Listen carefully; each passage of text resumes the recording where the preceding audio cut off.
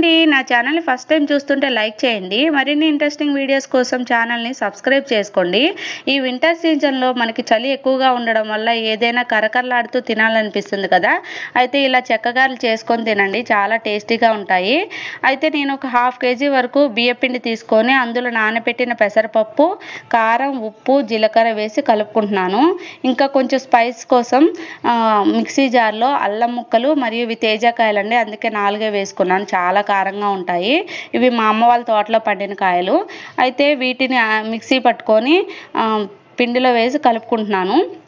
తర్వాత కరివేపాకుని చిన్న చిన్న ముక్కలుగా కట్ చేసుకొని ఇందులో వేసుకున్న తర్వాత ఇదైతే వెన్నరవ్వ అండి. వెన్నరవ్వ పిండిలో యాడ్ చేయడం వల్ల చెక్కలు చాలా గుల్లగా వస్తాయి. వీటన్నింటిని మంచిగా నీటితో తడిపి పెట్టుకొని చిన్న చిన్న ఉండలుగా చేసుకొని ఇలా పూరి ప్లస్లో అప్పలుగా ఒత్తుకుంటున్నాను. తర్వాత డీప్ ఫ్రైకి ఆయిల్ పెట్టుకొని ఆయిల్లో ఫ్రై చేసుకుంటున్నాను. చూడండి ఎంత బాగా వచ్చాయో చెక్కగారెలు.